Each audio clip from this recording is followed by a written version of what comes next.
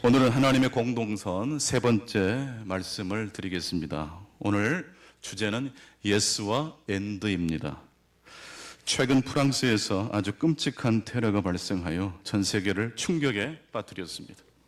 이슬람 과격분자의 소행으로 드러난 이번 테러로 중학교 교사가 좀 무참하게 살해를 당했고, 심지어 성당에서 기도를 드리고 있던 60대 신도가 또 잔인하게 살해되었다고 합니다.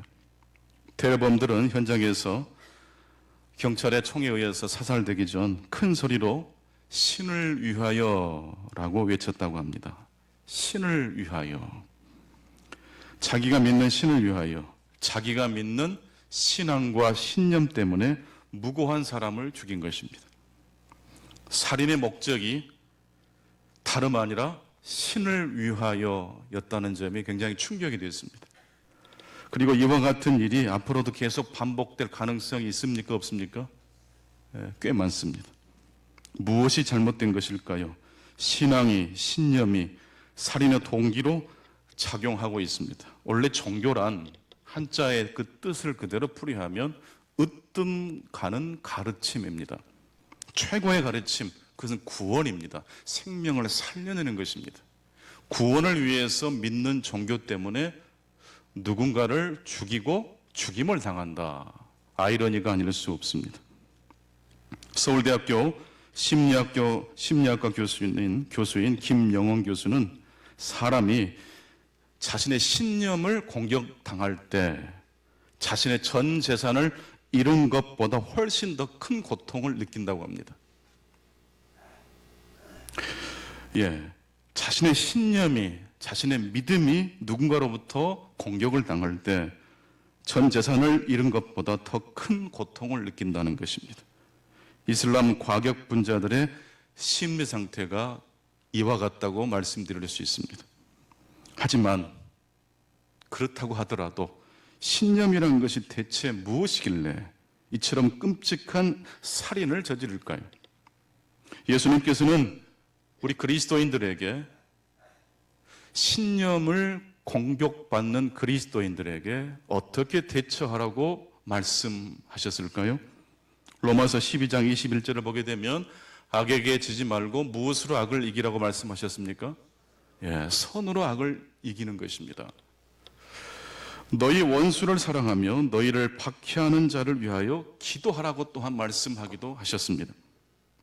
기독교는 성삼위 하나님에 대한 믿음을 어떠한 경우에도 철저히 지키는 종교입니다. 그 믿음을 지키려다가 순교의 피를 흘리기도 했습니다. 하지만 그 신념을 지키기 위해서 누군가의 피를 강제적으로 흘리게 된다면 그것은 기독교의 정신과 본질과 벗어나는 일이 됩니다. 우리 주님은 우리의 신념과 신앙을 지키되 혹여라도 그 신념을 지키는 우리의 행동 중에 과격하거나 선에서 벗어난 결과를 초래할 수 있을 것인지에 대해서 염두하라고, 성찰하라고 말씀해 주셨습니다. 자신의 신념을 소중히 여기되 예스입니다. 반드시 그에 따르는 결과를 생각하라는 말씀, and 그리고입니다. 시편 제39편 1절과 2절 말씀을 우리가 토요일 매일 성경 본문 말씀인데, 이 말씀을 묵상하면서 개인적으로 굉장히 큰 감동과 은혜를, 말씀 체험을 했습니다. 내가 말하기를 나의 행위를 조심하여 내 혀로 범죄하지 아니하리니 악인이 내 앞에 있을 때에 내가 내 입에 재갈을 먹이리라 하였도다. 내가 잠잠하여 선한 말도 하지 아니하니 나의 근심이 더 심하도다. 시인은 지금 굉장히 큰 역경과 공경에 처해 있습니다. 자신의 믿음을 흔들고 공격하는 원수가 있었습니다. 하지만 시인은 악인이 자기 앞에 있을 때조차도 입을 열지 않습니다. 무고한 자신에 대하여 항변하지 않습니다. 입을 닫고 있습니다. 침묵하고 있습니다. 왜 침묵하고 있을까요? 인내하는 시간입니다. 예수 노로 자신의 신념을 주장할 수도 있지만 예수 노를 하기 전에 이 시인은 엔드를 선택하고 있습니다. 그리고 이 일을 통해서 하나님이 무엇을 말씀하시는지를 듣고자 했던 것입니다. 내가 잠잠하여 선한 말도 하지 아니하니 그 결과 시인의 마음이 근심이 더해졌다고 말씀하고 있습니다. 말을 하지 못해서 이렇게 속에서 얼마나 답답함이 채올랐으면 그런 고통을 이야기하겠습니까? 또한 시편 39편 9절과 12절에 보게 되면 두 번째로 시인이 침묵하는 장면이 납니다. 내가 잠잠하고 입을 열지 아니하면 9절입니다. 주께서 이를 뭐하신 까닭이라? 행하신 까닭이라. 첫 번째 침묵은 인내하는 침묵이라면 두 번째 침묵은 적극적인 침묵입니다. 누가 내가 침묵할 때 내 삶을 헤아리신다는 것을 신뢰했다는 뜻입니까? 하나님이 내가 침묵하고 있다는 것을 아신다는 믿음을 가지고 침묵하는 것입니다. 내가 잠잠하고 입을 열지 아니하면 주께서 이 모든 상황을 컨트롤하고 계신다는 것을 알았기 때문입니다. 마침내 시인은 침묵의 단계를 지나서 이제 입을 열어서 기도하는 장면이 12절에 나옵니다. 12절은 같이 읽겠습니다. 시작. 여호와여 나의 기도를 들으시며 나의 부르짖음에 귀를 기울이소서. 내가 눈물을 흘릴 때에 잠잠하지 마옵소서. 나는 주와 함께 있는 나그네이며 나의 모든 조상들처럼 또도나이다. 시인이 마침내 침묵을 뚫고 입을 열어 원수를 향해서 말하는 게 아니고 누구를 향해서 기도합니까? 아버지 하나님을 향하여 기도합니다. 기도의 내용은 무슨 내용이죠? 저는 정당합니다. 저는 억울합니다. 라는 내용이 아닙니다. 여기 보십시오. 하나님께서 내 기도를 들으시고 나의 부르짖음에 귀를 기울여 주시옵소서. 내가 눈물을 흘릴 때에 잠잠하지 마옵소서. 그리고 그 다음 내용이 중요합니다. 나는 누구와 함께 나그네라고 말을 하고 있습니까? 주와 함께 살아가는 나그네이고 나의 조상들처럼 또도는 나그네라고 고백하고 있습니다. 여러분, 나그네, 이 팔레스틴 땅에서 중동 지방에서 나그네란 어떤 사람을 의미하는지 아십니까? 당신은 여관이 있는 것도 아닙니다. 맹수의 공격과 강도의 위협이 있습니다. 그래서 나그네로 여행을 한다는 것은 누구의 도움을 반드시 받아야 됩니까? 이웃의 도움을 받아야 됩니다. 즉 시인은 지금 하나님 내 편 되어 주세요라고 기도하고 억울함을 토로하는 걸 끝내지 않고 하나님 저는 나그네입니다. 저는 홀로 살아갈 수 없습니다. 이웃의 도움이 필요한 사람입니다. 하나님의 도움이 필요하고 선한 이웃의 도움을 주고받아야지 살아갈 수 있는 나그네라고 고백하고 있습니다.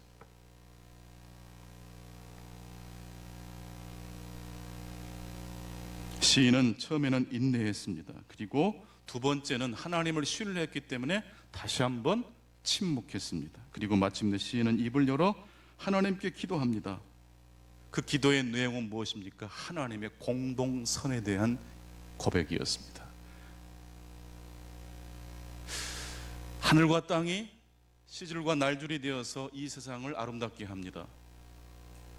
그 외에도 시줄과 날줄이 엮어져서 이 하나님 나라가 운영됩니다.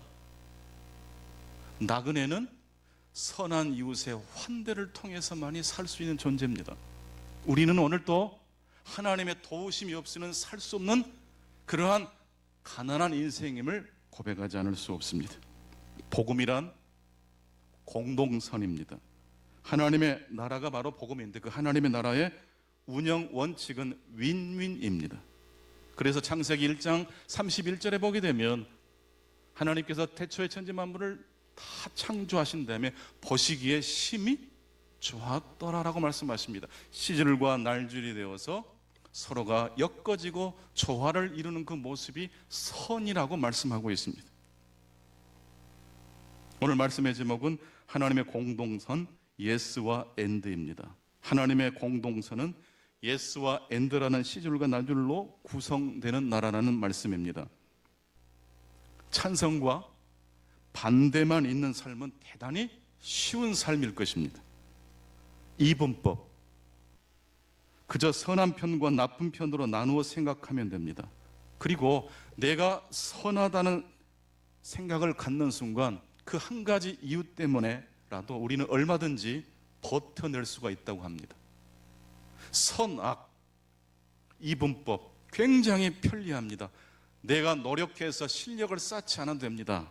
상대를 열심히 비판하고 부정만 하면 되기 때문입니다. 이슬람 과격분자들의 세계관은 이분법입니다. 예스는 있는데 무엇이 빠져 있습니까? 엔드가 없어요. 허멀 멜빌의 소설 모비딕에는 고래를 잡는 그 포경선의 이야기인데 결국 모든 선원들이 다 죽고 딱 한 명, 이슈멜이라는 선원 한 명만 살아남는 이야기입니다. 살아남은 그 이슈멜이라는 그 선원이 그 사건을 회귀하면서 이야기를 풀어가는 것이 그 소설의 전개 내용입니다. 살아남은 자에게는 살아남은 자의 철학이 있고 죽은 자에게도 죽은 자만의 철학이 있다고 합니다. 오늘 신약의 말씀을 보니까 사람은 심은 대로 어떻게 됩니까? 거둡니다. 하나님의 영광을 위하여 심는 자는 영원히 죽지 않은 영생을 거두어들이게 될 것입니다. 자아에 대하여 하나님 없이 독립하는 마음으로 아무리 지능이 똑똑하고 선하고 아름다운 것으로 포장해도 하나님은 속일 수 없습니다. 우리의 마음의 중심이 어느 방향을 가리키고 있는지를 하나님 앞에 속일 수 없습니다. 육체를 위하여 심는지 성령을 위하여 심는지 공동선을 위한 선의 지향인지 내 자신만의 신념을 위한 엔드가 빠진 예스만 있는 씨뿌림인지 누구 앞에서는 속일 수 없어요? 하나님 앞엔 속일 수 없고 뿌린 대로 거두게 된다는 말씀을 오늘 갈라디아서 6장 7절로 8절 말씀은 말씀하고 있습니다.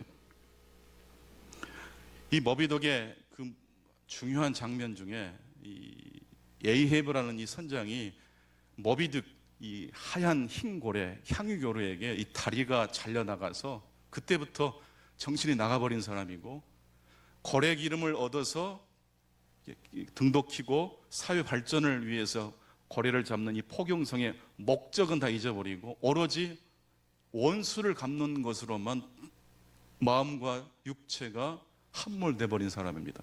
그 광기를 스타벅이라는 1등 항해사가 발견하고 선장을 찾아갑니다. 선장실로. 그리고는 권면을 하죠. 지금 배에 기름이 셉니다. 빨리 정박해서 기름 창고를 수리하지 않으면 1년 동안 저희들이 고래를 잡는 것보다 훨씬 더 많은 손해를 입게 됩니다. 이때 에이앱의 선장이 말을 합니다. 이것 때문에 배를 멈추면 모비딕은 언제 잡냐고. 지금 중요한 시기인데. 이때 스타벅이라는 1등 항해사가 이 선장이 미쳤다는 걸 압니다. 그리고는 눈을 부릅뜨고 그 선장을 향해서 이글거리는 눈을 가지고 말을 합니다. 선장님, 에이에브 선장님, 에이에브는 누구를 경계해야 합니까? 에이에브 자신을 경계해야 합니다.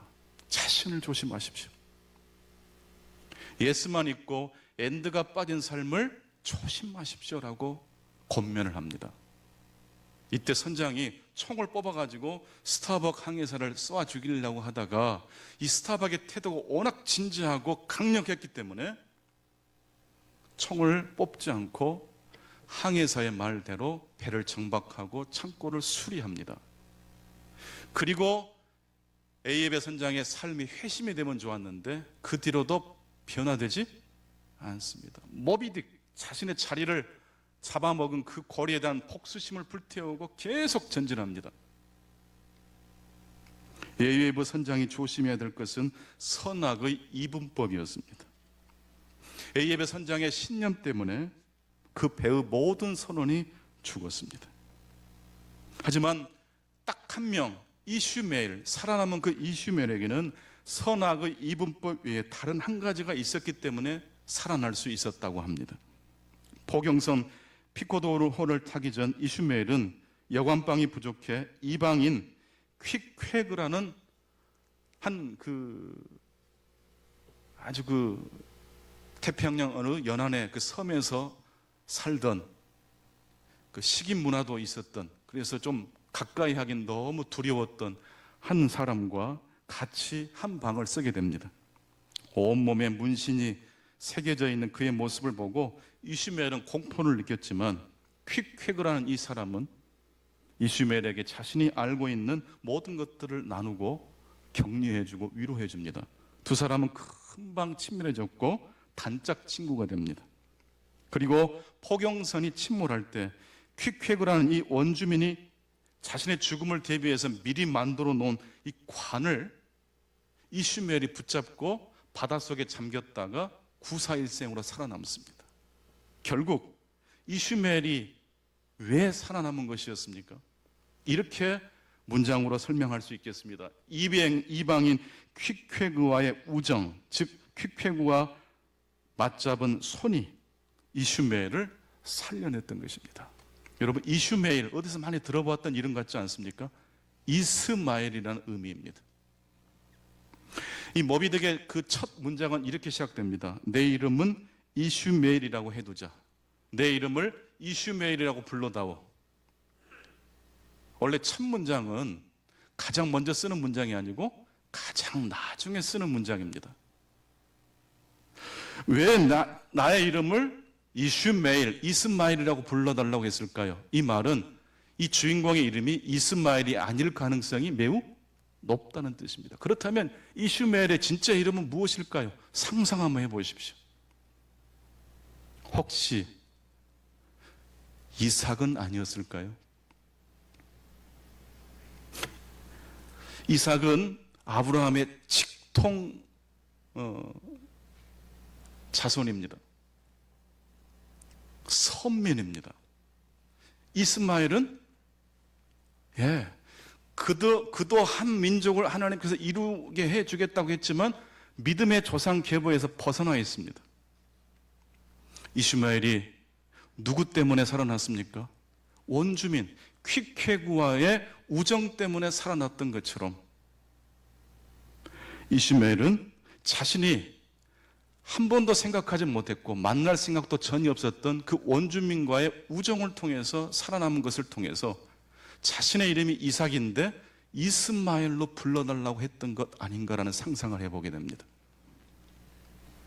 선악의 이분법을 넘어 엔드를 그의 인생에 덧붙인 것입니다. 여호와여, 나의 기도를 들으시며 나의 부르짖음에 귀를 기울이소서. 내가 눈물을 흘릴 때 참잠하지 마옵소서. 나는 주와 함께 있는 나그네이며 나의 모든 조상들처럼 떠나나이다. 여러분, 이 나그네란 뜻이 방랑자, 이스마엘이란 뜻입니다. 오늘 시편 기자 역시 나는 이스마엘입니다라고 고백합니다. 이삭도 이스마엘이고 모세도 이스마엘이고 다윗도 이스마엘이고 바울도 사실은 어떤 존재입니까? 하나님의 나라를 향해 순례의 길을 걷고 있는 나그네입니다. 여러분은 고정된 집이 있고 고정된 족보가 있는 것은 사실이지만 그러나 거기에다 엔드를 덧붙여 주십시오. 우리는 하나님과 지금도 동행하고 있는 어떤 존재입니까? 나그네입니다. 험한 세상을 살아가게 해주는 복음은 예수와 그리고입니다. 엔드입니다. 우리가 가지고 있는 확신만큼 중요한 것은 내가 알지 못한 하나님께서 우리의 삶을 역사하시고 간섭하시는 엔드에 대한 여백을 허락해 두는 것일 것입니다. 공동선이라는 안경으로 보면 이 땅에 임한 하나님 나라를 볼 수 있습니다. 하나님의 공동선을 바라보는 자에게는 하나님의 일반 은총이 보입니다. 하나님의 일반 계시가 보입니다. 기독교 영화제가 지금 시작됐는데요. 그 영화제에 이번에 출품된 영화를 보니까 하나같이 기독교 영화는 없었습니다. 그래서 한 관객이 질문을 했습니다. 왜 기독교 영화제인데 기독교 영화가 없습니까? 바울 이야기, 모세 이야기는 하나도 없고 성경 이야기는 하나도 없고 일반 영화만 있는 것입니까? 그러자 그 영화제를 기획한 한 스텝이 이렇게 답변을 하는 걸 제가 들었습니다. 어떤 영화를 보느냐보다 더 중요한 것은 누가 어떻게 그 영화를 보느냐입니다. 믿음의 눈으로 보면 하나님의 공동선이라는 하나님의 해와비를 선한 사람과 악한 사람을 구분하지 않고 내려주시는 이 하나님의 공동선을 여는 안경을 끼고 보면 드라마 속에도 뭐가 깃들어 있을까요? 하나님의 일반 은총이 깃들어 있어요. 여러분, 하나님 나라는요, 마태복음 13장 34절에 의하면 감추어진 보화와 같다 그랬어요. 하나님 나라는 찾아야 돼요.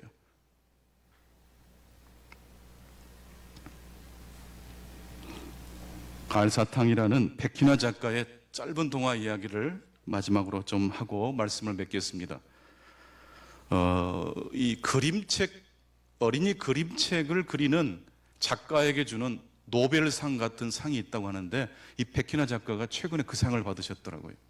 이분은 그림을 그려서 그림책을 만드는 게 아니고 점토같이 직접 인형들을 만들어서 그걸 사진을 찍어서 그림책을 만드는데, 우리 성도님들 혹시 이 백희나 작가의 그림책 들어보신 분도 계시, 구름빵 같은 그림책 아마 손주들에게 선물해 주면 되게 좋아할 겁니다. 달 샤베트. 박상복 권사님 아세요? 이제 알아놓고 계셔야 돼요. 이 안사탕의 내용은 동동이라는 한 어린이가 혼자서 쓸쓸하게 노는 것으로부터 시작됩니다. 혼자 노는 것을 동동이는 그렇게 싫어하지 않았습니다.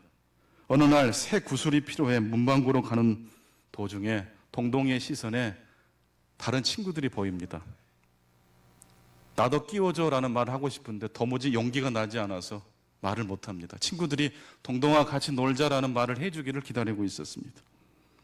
문방구에 도착한 동동이의 시선에 신기한 구슬, 이상한 구슬이 보였습니다. 구슬치기 하는 구슬이 아니라 먹는 구슬이었습니다. 가게 할아버지는 이건 알사탕인데 아주 달아, 한번 맛보렴. 그래서 동동이는 알사탕을 사서 집으로 돌아갔습니다. 알사탕 하나를 입안에 넣어보았습니다. 그러자 갑자기 거실에서 이상한 소리가 들려옵니다. 쇼파가 하는 소리가 들려옵니다. 여러분 가정에도 쇼파가 있죠?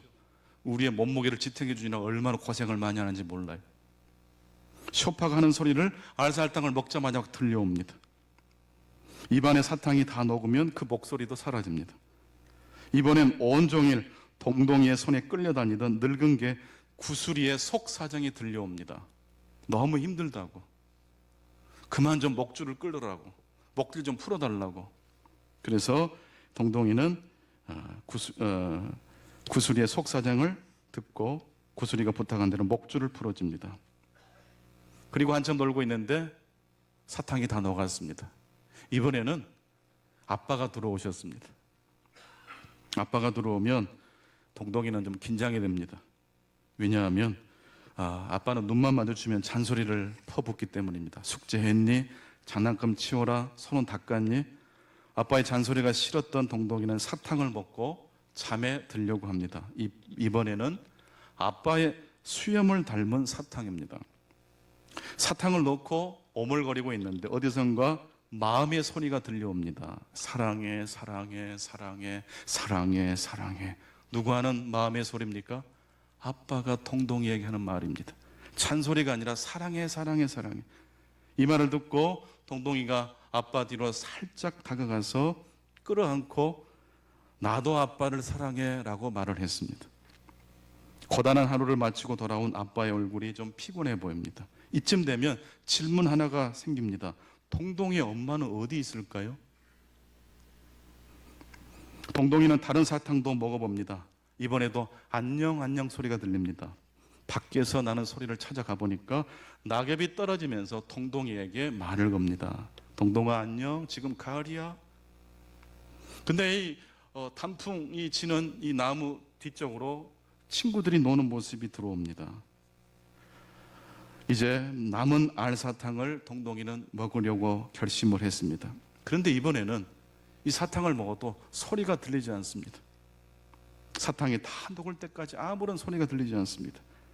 동동이는 친구에게 먼저 말을 걸기로 합니다. 나랑 같이 놀래? 그렇게 해서 동동이는 동네 친구들과 함께 어우러져서 단짝 친구가 되었다는 이야기입니다. 백희나 작가의 이 동화는 가족의 사랑을 이야기합니다. 그런데 이 동화의 특징은 그냥 가족 이야기가 아니라 어떤 형태의 가족이라도 이 동화를 보면 안심하고 볼 수 있는 가족 동화라는 것입니다. 지금 우리나라의 가정의 모습이 과거처럼 아빠, 엄마 그리고 자녀가 있는 이 가정의 모습이 절대적 표준이라고 말할 수 있을까요? 그런 가정이 좋은 가정이죠. 예습니다. 근데 그런 가정만 표준일까요? 엔드가 붙여져야 되지 않습니까? 아빠가 동동이를 키우고 있는 가정 역시 이 동화책을 통해서 따뜻한 감정을 누릴 수 있습니까? 없습니까? 있습니다. 조금 미끄러져도 흠이 있어도 하나님의 사랑을 받을 수 있습니까? 있습니다. 하나님의 나라는 감추어진 진주와 같다고 그랬습니다. 그런데 그 하나님의 나라의 진주는 어떻게 만들어질까요? 진주는 조개 안에 파고 들어온 삐죽한 모래가 만든 상처에서 생깁니다. 미물에 불과한 조개도 자기에게 박힌 모래와 상처를 신의 섭리로 믿고 그 모래를 끌어안고 인내하면서 삽니다. 그러면 그 상처 자국과 거기에서 녹여낸 모래가 어우러져서 기가 막히게 아름다운 진주가 되는 것입니다. 우리 주님은 모래와 같은 우리를 품어주십니다. 갈라디아서 2장 20절 말씀, 내가 그리스도와 함께 십자가에 못 박혔나니 이제는 내가 산 것이 아니요 내 안에 계신 그리스도께서 사시는 믿음으로 살아간다고 바울은 고백합니다. 이 갈라디아 2장 20절에서 가장 중요한 것은 내가 그리스도와 함께입니다. 여러분, 믿음은요, 내가 홀로 하나님 앞에 열심을 다해 믿는 게 아니고 그리스도와의 연합이 우리 기독교의 믿음의 기초인 줄로 믿습니다. 나는 어떤 존재입니까? 모래와 같은 존재입니다. 어찌 보면 가시나무와 같은 우리 주님은 마다하지 않고 끌어안아 주십니다. 그 가시 때문에 우리 예수님의 몸에서 피가 흘려 나올 정도입니다. 우리가 좋은 보화가 되도록 우리 주님께서 십자가에 달려 돌아가셨습니다. 기독교의 핵심은 그리스도와의 연합입니다. 아무리 착한 사람도, 아무리 능력 있는 사람도 스스로 힘으로 선을 이루어낼 수 없습니다. 우리는 오직 그리스도와의 연합을 통해서만 진주로 빚을 수 있습니다. 산에서 울려 퍼지는 메아리는 아무리 울려 퍼져도 그것은 벌레 소리는 아닙니다. 달이 아무리 보름달이 휘영찬하게 떤다 할지라도 저 멀리 태양이 없으면 시커먼 하늘에 떠있는 시커먼 돌덩이에 불과합니다. 우리가 아무리 발버둥을 쳐도 하나님의 은혜의 빛이 비춰질 때에 그 하나님의 은혜를 우리가 반사할 때만이 우리는 하나님의 형상으로 회복될 줄로 믿습니다. 갈뱅에게 어떤 신도가 상담을 해왔습니다. 갈뱅 선생님, 제가 평상시 도움을 준 어떤 사람이 있는데 아무리 도움을 줘도 고마워할 줄을 모릅니다. 심지어 그 사람은 저를 뒤에서 험담하기까지 합니다. 제가 그래도 그 사람을 도와야 합니까? 이때 칼빈 선생은 그렇게 대답을 했습니다. 그런 사람이라도 계속 도와주는 것이 마땅합니다. 그 사람은 설사 은혜를 잊어버렸다 해도 당신이 주었던 빵을 먹는 그 사람의 배만큼은 하나님께 당신에게 복을 주도록 호소할 것입니다. 악에게 지지 말고 선으로 악을 이기십시오. 우리를 핍박하는 자를 위해서 기도하십시오. 내가 원하고 추구하는 것에 대하여 예스 하실 수 있기 바랍니다. 그리고 그것을 뛰어넘어 모래를 끌어안고 가시와 같은 우리를 끌어안고 진주로 변화시켜 가시는 하나님의 엔드의 시간을 믿음의 눈으로 바라보시고 붙들고 나가실 수 있기를 축원합니다. 복음이라는 알사탕을 먹으면 들려오는 소리가 있습니다.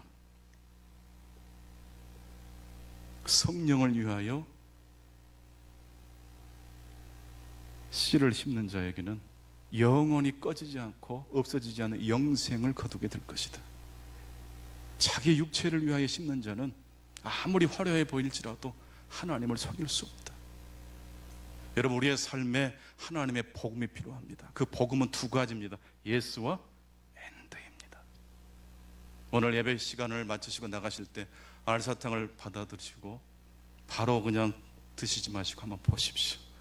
그리고 오늘 하루 종일 사탕을 오물오물 하듯이 들으신 말씀을 묵상하실 수 있기를 축원합니다. 기도하겠습니다. 주님, 감사합니다. 오늘 또 우리들을 주의 전으로 불러주시고 모래와 같고 아직도 여전히 가시와 같은 존재이지만 우리를 끌어안아 주시고 아름다운 진주로 빚어가해 주신 것을 감사합니다. 나의 나된 것은 하나님의 은혜라고 바울이 고백했던 것처럼 우리 역시 날마다 그리스도와의 연합을 통하여 믿음으로 살아갈 수 있도록 도와주옵소서. 인내할 수 있게 하시고 하나님께서 모든 것들을 협력해서 선으로 이루신다는 그 믿음을 가지고 긍정적인 침묵을 넘어 입을 열어 하나님과 동행하는 나그네라는 고백을 하는 모두의 윈윈을 위하여 공동선을 위하여 지음받은 그 목적을 향하여 살아갈 수 있도록 주여 우리 한 사람 한 사람을 인도하시고 축복해 주옵소서. 예수 그리스도 이름으로 기도하옵나이다. 아멘.